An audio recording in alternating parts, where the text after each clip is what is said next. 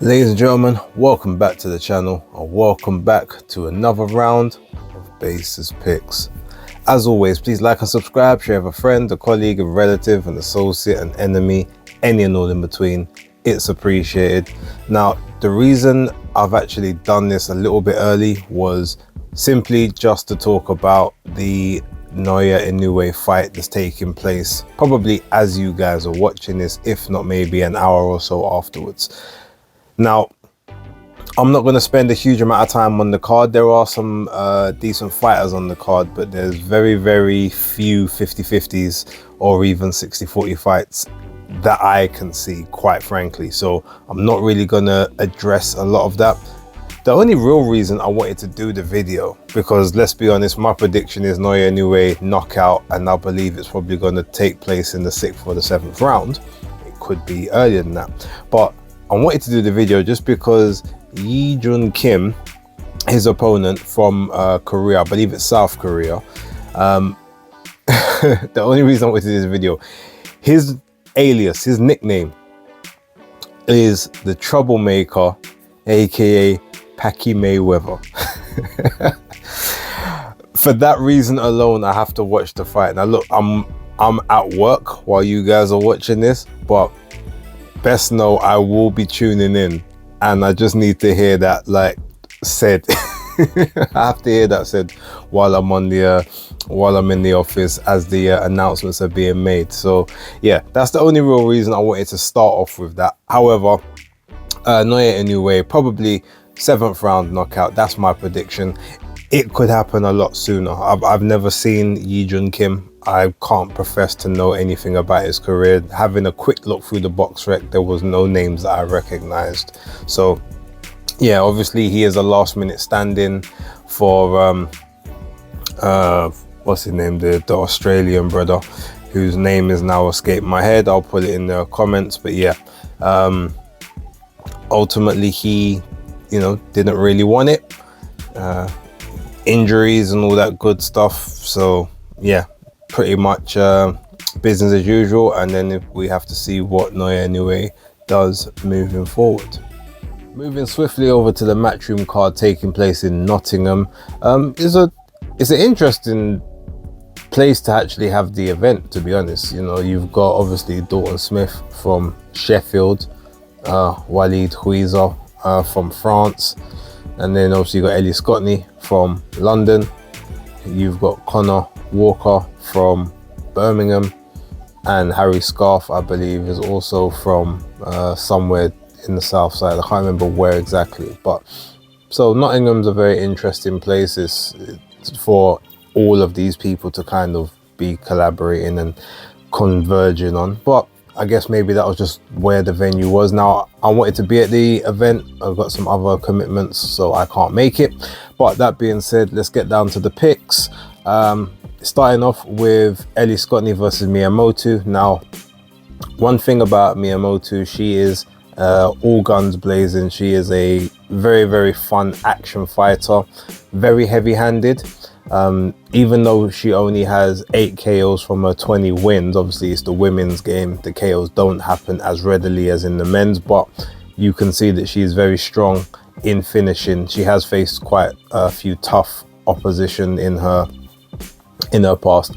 Tough physically, not necessarily tough as in skillful, but when you look through the records, there are a few sort of names of note. Shannon O'Connell probably is the most notable recently, but obviously she's a bit far past her sell-by date at this point in terms of in the pro game. That being said, Mia, she's relentless. Once she gets you hurt, you stay hurt and you likely get finished, but sometimes it can take her a little bit of a while to kind of get a person to that point. And if you can control the pace and the tempo of the fight, she finds it very uncomfortable to sort of be in there and sort of work with you. Now, I say that knowing that obviously she is undefeated, so she has always managed to find a way. But again, the level of opposition she's been in the ring with are nowhere near the level of Ellie Scotney. Now, the one thing Ellie has to look out for in this is to not take any silly shots, and is to not engage for no reason. You've got to be selective with the engagement. She's got to work her way into range. Once she gets up close, if she lands a good shot, she's got to tie up, push back, spin off, and then go again. She can't just sit in the pocket and try and trade with Miyamoto. I believe Moto is probably the fitter of the two, just by the sheer volume of punches that she throws, and I guess obviously the climate and the environment that she comes from. I would assume it's very much that would be the case. So just with that, Ellie's got to be, again, she's got to be smart with the work. She's got to be selective in the exchanges, but she's also got to use her superior boxing skills and not just get drawn into a tear up, which will obviously play into Moto's hands. That being said, I do think skill wise, obviously Ellie is, like I said, levels above. Moto's got heart, she's got grit. Ellie also has that. So I am going for Ellie to win this one. I do think it will be a unanimous decision, but there may be a few moments in there where, you know, Ellie has to, you know, she has to come through a crisis, and it probably will be maybe towards the end of rounds where she manages to get a bit of a reprieve. But yeah, unanimous decision to Ellie Scotney is the pick. Moving on to the co-main is Harry Scarf versus Conor Walker. Now, everyone knows I felt Conor Walker beat Lewis Crocker, and I thought he beat him quite convincingly when I was there watching that fight live and in the arena. Harry Scarf poses a little bit of a different problem because you know, Lewis Crocker basically was just hoping that he could land one big shot and get Conor Walker out of there. And once that didn't happen and the gas tank started to wane a little bit towards the end of the fight, it was looking a lot more techie and tense. Harry Scarf doesn't try to load up for that one big punch. Scarf has less KOs on his record than Walker does. So he's basically, he knows I've got to be the technician. I've got to try and be a bit rough, bit dirty in there, but ultimately chances are the fight's going the distance. And in those type of situations, that's usually the type of fights where Conor Walker just has a better work rate and a better engine. Now, I think even though technically I don't think Walker is officially signed to Matchroom as such, he's always on their shows.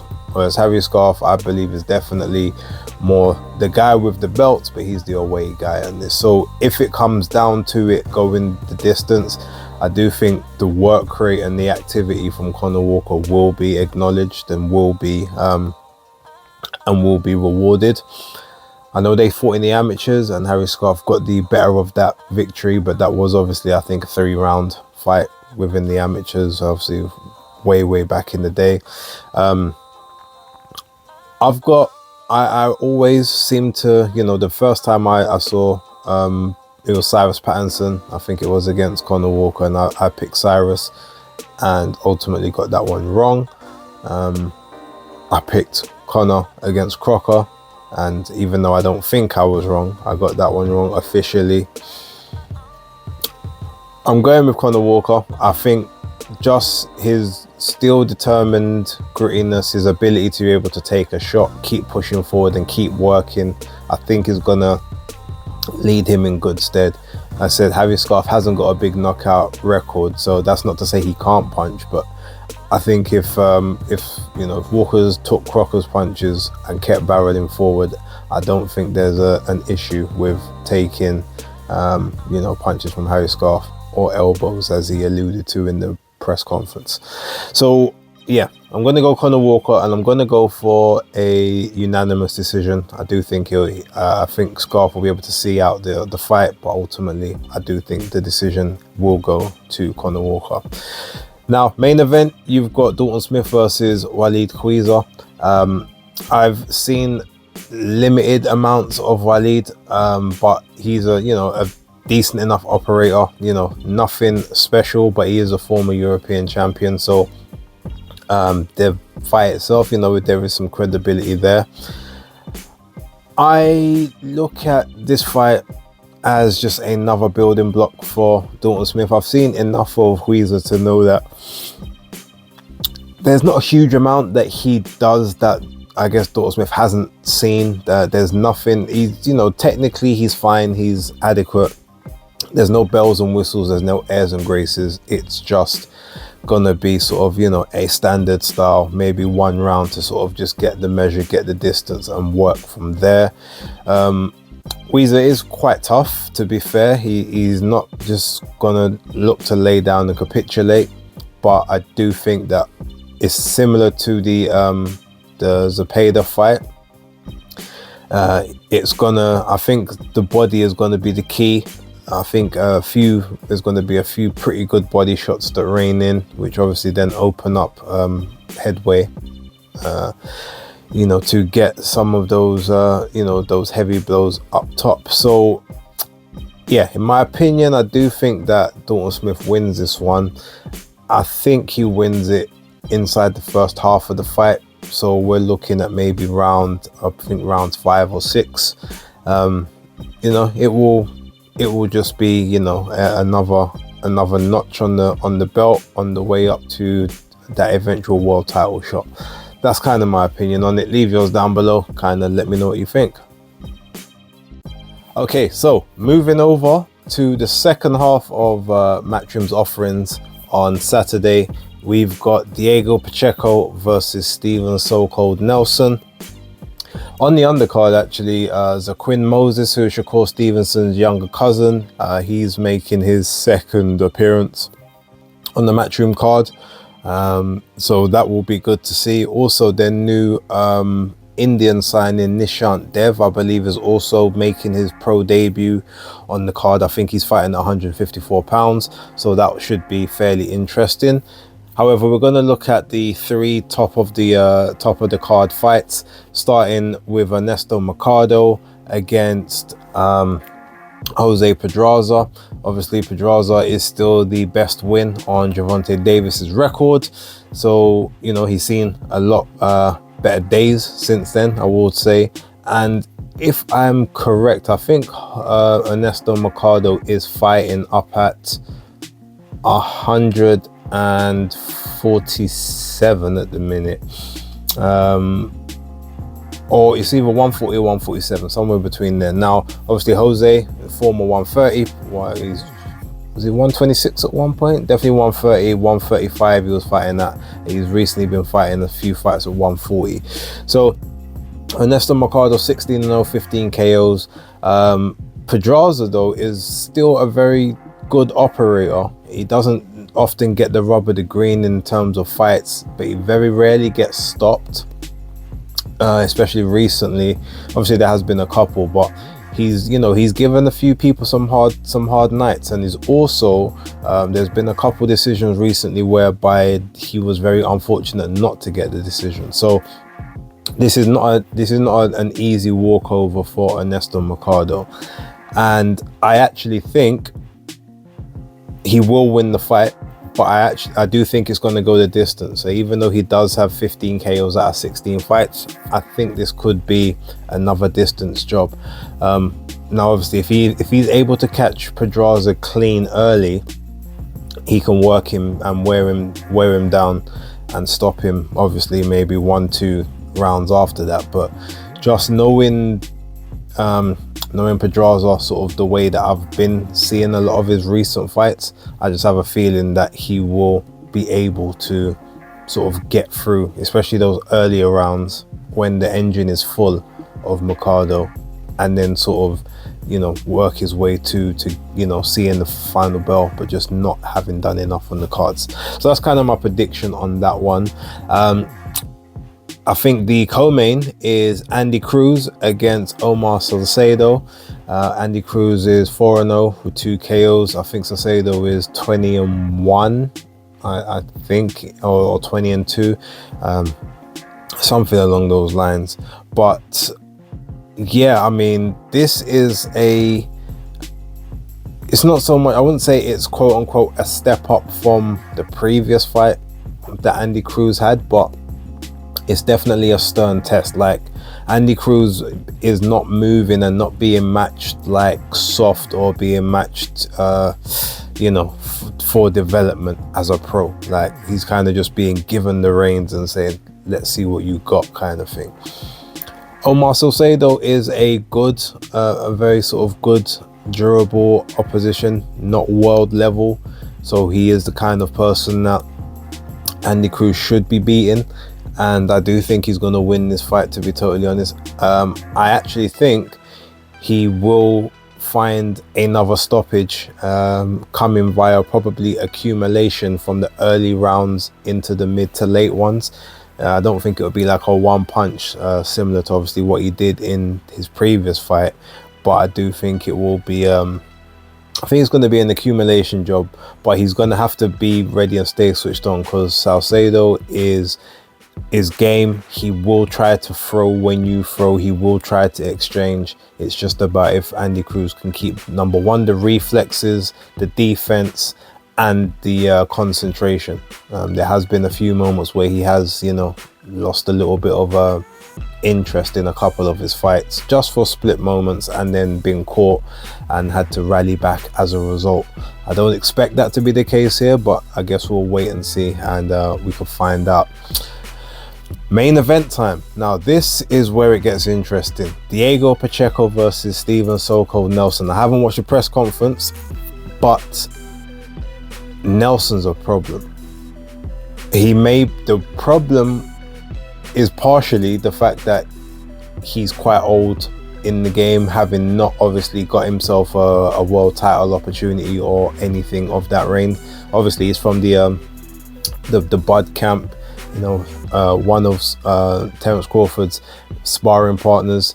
That's sort of part of the way how we got him, you know, sort of got himself into a lot of these situations. He did end up being on a lot of Terence Crawford's undercards coming up. Obviously he's the same age range as Terence, so being 36, I think turning 37 a bit later this year, could the age be a factor?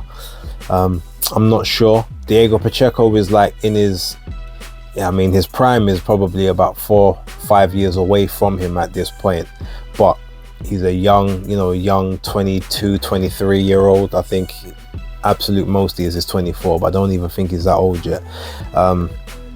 He turned pro with Matchroom at the age of 17 back in, I think it was 2019, and you know, he's gone from strength to strength. He's filled out. He's definitely sort of grown into a 168 pounder fully. He's got really good power. He's got pretty good fundamentals. He's got heart. He's got a pretty good chin, but he hasn't been in the ring with someone that, number one, hits as hard as Steven Nelson, in my opinion, but number two, someone that is as hungry and as tenacious as him, and someone that's obviously got something to prove and has been around a winning camp and a winning mentality for pretty much his entire career. Like I said, the thing that he has on his side is youth. I can't say Nelson's got the experience, because Pacheco's actually had more pro fights than him, but he's been in the camp with people that know how to get it done. You got Bomac as his trainer, you got Terence Crawford as like one of his, obviously like his team members, who is a serial winner. So you don't be in that camp if you're not of that ilk. This is a very, very tough fight for Diego Pacheco, and I think his best bet to try and win this fight is to literally keep Nelson on the outside. Don't let him get close. Anytime he tries to collapse that pocket, you throw a straight right at him to put him back, to holster him and keep him back in his corner. You've got to keep your feet moving, you've got to keep that angle turning, and you've just got to keep him from being able to get mid-range. Because if he gets mid-range and he starts to dig to that body, starts to work that body, it's going to be a problem. He's got a pretty good defense. Obviously he's not the quickest, but he works at a pace that is very consistent and is very comfortable for him, and it's going to be up to Diego Pacheco to change that pace. With his lack of overall experience, when he gets put into certain dangerous positions and moments in this fight, I don't know if he's gonna have what it takes to get through those moments and make adjustments and figure it out. I've never really been sold on Jose Benavidez Sr. as a trainer, and I think this is going to be the time where just that overall experience is not there to help Diego. So I'm actually going for, I guess, the quote-unquote upset on this one. I'm going for Nelson to win, and I think it's going to be a competitive fight up until maybe sort of round 7, round 8, but I do think from there onwards it is Nelson's fight, and I'm going with a stoppage around about the 10th round. Yeah, it's my opinion. Leave yours down below. Let me know what you think of my picks. Let me know what you think of the fights and who you've got pasted to win. There will likely be a watch along for the second half, so I might do something for obviously the America portion. The UK portion I probably will be out, so I won't have an opportunity to do so, but if you see me live, you see me live. If you don't, you don't. It's that simple. Right now, don't forget to like, subscribe and share. Thank you for watching, but that's Basis Picks locked.